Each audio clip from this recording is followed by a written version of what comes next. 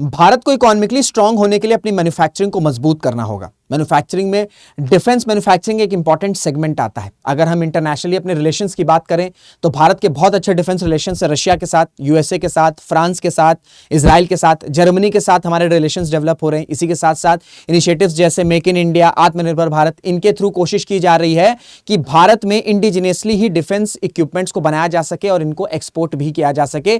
Example के तौर पर ब्रह्मोस मिसाइल, ब्रह्मोस को एक्सपोर्ट किया था भारत ने फिलीपींस को, और फिलीपींस के बाद आज दूसरा साउथ एशियन देश है जिसके साथ नेगोशिएशंस चल रहे हैं ब्रह्मोस एक्सपोर्ट्स के। तो किस तरीके से ब्रह्मोस एक्सपोर्ट भारत की डिफेंस डिप्लोमेसी को रीशेप कर रहा है और किस तरीके से साउथ ईस्ट एशियन कंट्रीज में एक इन्फ्लुएंस का काम कर सकता है भारत के लिए ब्रह्मोस एक्सपोर्ट, ये सारी चीजें आज हम इस एक वीडियो में बहुत ही आसान भाषा में समझने की कोशिश करेंगे। नमस्कार दोस्तों, मेरा नाम Rishabh Singh and you are watching current affairs part by 247। इसी तरीके की एनालिसिस आपको इस चैनल पर मिलती है तो इस चैनल को सब्सक्राइब जरूर कर लीजिएगा एंड वीडियोस अच्छी लगती है तो लाइक और कमेंट जरूर करिएगा। तो second export customer for BrahMos after Philippines, Indo-Russian missile likely to get second buyer in Southeast Asia, strengthening security, building partnership and advancing technology. The BrahMos story is India's stride in defense diplomacy। जैसे मैंने आपसे बताया कि defence diplomacy, आप तो एक हम diplomacy देखते हैं कि किस तरीके से इंटरनेशनल ऑर्गेनाइजेशंस पर डिप्लोमेसी करी जाती है, किस तरीके से जो क्राइसिस चल रहा है, रशिया यूक्रेन वॉर हो गया, मिडिल ईस्ट हो गया, उसमें किस तरीके से भारत अपनी डिप्लोमेसी के थ्रू चीजों को कंट्रोल करने की कोशिश कर रहा है। यहीं पर एक और सेगमेंट आता है डिप्लोमेसी का, and that is defence diplomacy. जितना ज्यादा डिफेंस एक्सपोर्ट करेगा भारत, उतना ज्यादा भारत की डिफेंस डिप्लोमेसी मजबूत होगी, और जितनी ज्यादा डिफेंस डिप्लोमेसी मजबूत होगी उतना ज्यादा हम देख सकते हैं कि भारत के डिफरेंट रीजन्स में, चाहे मिडिल ईस्ट हो जाए, चाहे साउथ ईस्ट एशियन रीजन्स हो जाए, फिर हम यूरोप की बात कर लें, यहां पर इन्फ्लुएंस बन सकता है। तो India delivers BrahMos missile system to Philippines, हमने आपको बताया है कि अप्रैल 2024 में पहला जो बैच है इनिशियल ब्रह्मोस वो डिलीवर हो चुका है, जिससे जो फिलीपींस है वो अपने रीजनल थ्रेट्स को काउंटर किया कर सके। इसके लिए वजह से जो है ब्रह्मोस में काफी ज्यादा इंटरेस्टेड था फिलीपींस, और इसके बाद अब डिस्कशंस, नेगोशिएशंस चल रहे हैं इंडोनेशिया के साथ, एक और साउथ ईस्ट एशियन रीजन का एक इंपॉर्टेंट देश इंडोनेशिया, जिसके भारत के साथ बहुत अच्छे रिलेशंस भी हैं, उनके साथ ब्रह्मोस एरोस्पेस की डिस्कशन चल रही है। और जो डील है उसका जो नंबर है वो आपका अराउंड प्रेडिक्ट किया जा रहा है $200 मिलियन से $350 मिलियन के बीच में, और इस साल तक, ठीक है, कंक्लूड किया जा सकता है। इस साल या तो अगले साल के स्टार्ट में, क्योंकि ऑलमोस्ट ये जो साल है खत्म ही होने वाला है, लेकिन कोशिश रहेगी कि शायद इस साल तक ये सारी डील कंक्लूड हो जाए, नहीं तो मोस्ट प्रोबेबली नेक्स्ट ईयर की स्टार्टिंग में ये डील कंक्लूड हो सकती है। अब देखिए, जो इंडोनेशिया है वो इस डील में क्यों इंटरेस्टेड है, उसका सिंपल रीजन है चाइना के रीजनल थ्रेट को काउंटर करने के लिए। इसको भी हम समझेंगे। पहले आपको थोड़ा सा ब्रह्मोस के बारे में बताता हूं एंड किस तरीके से जो डिफेंस मैन्युफैक्चरिंग है वो भारत की डिप्लोमेसी को रीशेप कर सकती है, स्पेशली डिफेंस। इसको भी समझने की कोशिश करेंगे। तो जो आसियान नेशंस हैं, आसियान नेशंस में सबसे इंपॉर्टेंट जो थ्रेट है इस वक्त वो है चाइना का। कहां पर है ये साउथ चाइना सी में है। तो साउथ चाइना सी में चाइना को काउंटर करने के लिए जितने भी आपको साउथ ईस्ट एशियन कंट्रीज हैं वो काफी ज्यादा इंटरेस्टेड है ब्रह्मोस में। पहले फिलीपीन हो गया, फिलीपींस के बाद आपके दूसरा देश कौन है, वो हो गया आपका इंडोनेशिया। तो अगर मैं आपको कुछ फीचर्स की बात करूं ब्रह्मोस की, देखिए इसकी जो स्पीड है, जो वेलोसिटी, वो आपका मैक 2.83 मैक के बराबर है, यानी कि मैक का मतलब यह है कि जो स्पीड ऑफ साउंड है उससे 3 गुना, 2.8 से 3 गुना ज्यादा जो है ब्रह्मोस मिसाइल ट्रैवल कर सकता है। मैक्सिमम रेंज की बात करें तो 400 प्लस किलोमीटर इसकी रेंज है, 15 किलोमीटर इसका एल्टीट्यूड होता है। Fire and forget principle of operation है इसमें। सुपरसोनिक स्पीड है through out flight. Long flight range है, वैरायटी ऑफ आपको फ्लाइट ट्रैजेक्टरी देखने को मिल जाएगा। लो रडार सिग्नेचर है। लो रडार सिग्नेचर का मतलब यह है कि जल्दी ब्रह्मोस को डिटेक्ट नहीं किया जा सकता है, इसका मतलब है लो रडार सिग्नेचर। फिर आपका शॉर्टर फ्लाइट टाइम्स है, जिससे जो टारगेट डिस्पर्सन है वो कम हो जाता है और एंगेजमेंट बहुत तेज हो जाती है, क्विकर एंगेजमेंट हो जाता है। प्लस अभी जो एग्जिस्टिंग आपके सबसोनिक क्रूज मिसाइल्स हैं उसके कंपेयर में अगर हम ब्रह्मोस मिसाइल को कंपेयर करें तो जो वेलोसिटी है ब्रह्मोस की वो 3 टाइम्स ज्यादा है, 3 टाइम्स ज्यादा वेलोसिटी ब्रह्मोस की। 2.5 से 3 टाइम्स ज्यादा फ्लाइट रेंज है, 3 to 4 times more Sikar range है, और काइनेटिक एनर्जी की बात करें तो 9 गुना ज्यादा काइनेटिक एनर्जी है ब्रह्मोस में, अगर हम कंपेयर करेंगे जो एग्जिस्टिंग आपके सबसोनिक क्रूज मिसाइल्स हैं। इस वजह से ये काफी डेडली साबित होता है एंड इंडिया की डिफेंस, के लिए भी काफी ज्यादा इंपॉर्टेंट है, एंड जो दूसरे देश हैं स्पेशली जो साउथ ईस्ट एशियन देश हैं उनके लिए भी काफी ज्यादा इंपॉर्टेंट हो जाता है। ये तो आपको मैं बता चुका हूं कि जो स्पीड है वो मैक 3 है। मैक 3 अगर आपसे कोई पूछेगा दैट मींस कि जो स्पीड ऑफ साउंड है उससे 3 गुना ये ज्यादा ट्रैवल कर सकता है, और इंडिया और रशिया ने मिलकर इसको बनाया है। देखिए अगर मैं आपसे बात करूं कि जो ब्रह्मोस का एक्सपोर्ट है वो एक गेम चेंजर साबित हो सकता है। जैसे मैंने आपको बताया ना कि भारत को अगर इकोनॉमिकली स्ट्रांग होना है तो अपनी मैन्युफैक्चरिंग को मजबूत करना होगा, लेकिन मैन्युफैक्चरिंग के भी कुछ डायमेंशंस होते हैं, कुछ सेक्टर्स होते हैं, ठीक है। मैन्युफैक्चरिंग एक बहुत बड़ा सेट है, उसमें कई सारे सबसेट होते हैं, उसमें एक इंपॉर्टेंट सबसेट है आपका डिफेंस एक्सपोर्ट या डिफेंस मैन्युफैक्चरिंग।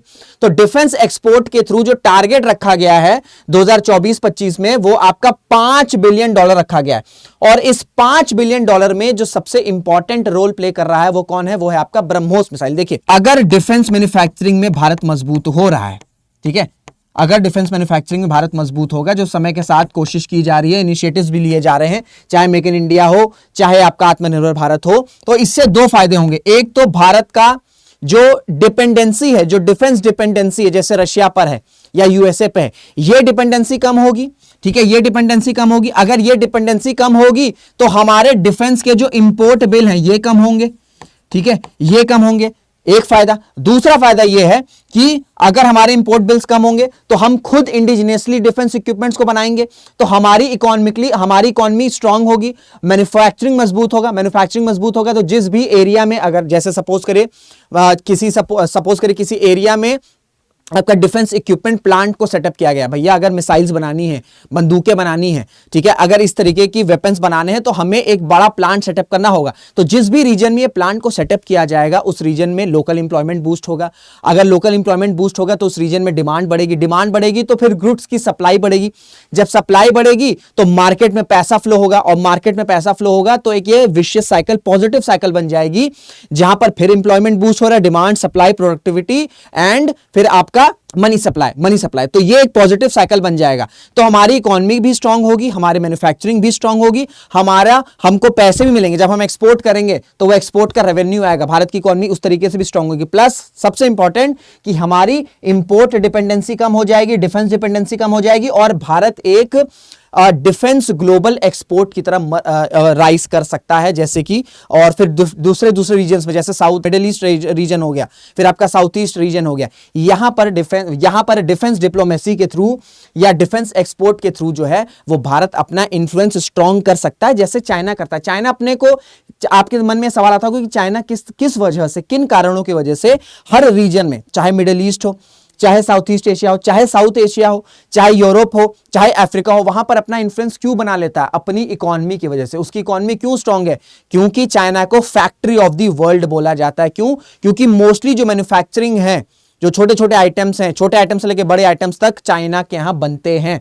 तो अपनी एक्सपोर्ट डिपेंडेंसी के थ्रू, अपनी इकोनॉमी के थ्रू अपना इन्फ्लुएंस जो है चाइना बना लेता है। अब मैंने आपसे बताया कि जो साउथ ईस्ट रीजन है, ठीक है, जो साउथ ईस्ट एशियन रीजन है, वहां के जो देश हैं, चाहे हम फिलीपींस की बात कर लें, ठीक है, चाहे हम फिलीपींस की बात कर लें, अब और फिर आगे हम चलें तो इंडोनेशिया की बात कर लें, ठीक है। आगे आपको इंडोनेशिया यहां दिख रहा है, ये फिलीपींस है, ये आपका इंडोनेशिया है। तो ये दोनों देश के साथ साथ और भी कई सारे देश हैं जो इंटरेस्टेड हैं भारत के ब्रह्मोस में। क्यों? क्योंकि यहां पर ये जो साउथ चाइना सी है, यहां पर चाइना क्या कर रहा है? चाइना ने एक अपनी आर्टिफिशियल 9 डैश लाइन, ठीक है, चाइना ने एक अपनी आर्टिफिशियल 9 डैश लाइन को इजाद कर दिया, जिसके थ्रू ये जो आप देख रहे हो ना, ये जो आपको फिगर दिख रहा है पिंकिश, ये चाइना का एक 9 डैश लाइन है। तो ये जो 9 डैश लाइन के तहत जितने भी आइलैंड्स आ रहे हैं, चाइना ये कहता है, चाहे इसमें आपका परासल आइलैंड्स हो गया, चाहे आपका स्पेशली आइलैंड्स हो गया, चाहे आपका स्कैरबोरो शोल आइलैंड्स हो गया, ये सारे आइलैंड्स जो हैं, जो इंपॉर्टेंट स्ट्रेटेजिक लोकेशन पे आइलैंड्स हैं, ये सब लोकेटेड, इनको चाइना कहता है कि सारे के सारे हमारे हैं, यानी कि चाइना के हैं। तो अगर हम बात करें, इसी वजह से फिलीपीन से इशू चल रहा है, इसी वजह से वियतनाम से इशू चल रहा है, ब्रूने से इशू चल रहा है, इंडोनेशिया से इशू चल रहा है, क्योंकि इन सब आइलैंड्स में कहीं ना कहीं क्लेम इन सब कंट्रीज का हिस्टोरिकली रहा है। लेकिन चाइना ने अपनी स्ट्रॉन्ग बल के थ्रू, अपनी हार्ड पावर के थ्रू क्या किया है कि 9 डैश लाइन इजाद कर दी है और अपना इंफ्लुएंस बढ़ा रहा है, और इन सब स्ट्रेटेजिक लोकेशंस पर अपना इंफ्लुएंस बनाने की कोशिश कर रहा है। इसी वजह से साउथ एशिया में जैसे भारत और चाइना के इश्यूज चल रहे हैं, इसी तरीके से साउथ ईस्ट एशियन में ऑलमोस्ट जितने भी इंपॉर्टेंट कंट्रीज हैं, उनसे आप देखोगे कि चाइना के कुछ ना कुछ इश्यूज चल रहे हैं। इसी वजह से जो साउथ ईस्ट एशियन कंट्रीज है वो काफी ज्यादा इंटरेस्टेड हैं ब्रह्मोस मिसाइल में, ब्रह्मोस मिसाइल में, सो दैट क्या किया जा सके, इस ब्रह्मोस मिसाइल से क्या होगा कि चाइना की इन्फ्लुएंस को रिस्ट्रिक्ट किया जा सके, रोका जा सके। ऐसे में इंडिया एक बहुत अच्छी अपॉर्चुनिटी अवेल कर सकता है, जिसके थ्रू इस पूरे रीजन में इंडिया जो है, इस पूरे साउथ ईस्ट रीजन में, साउथ ईस्ट एशियन रीजन में इंडिया अपना इंफ्लुएंस बना सकता है।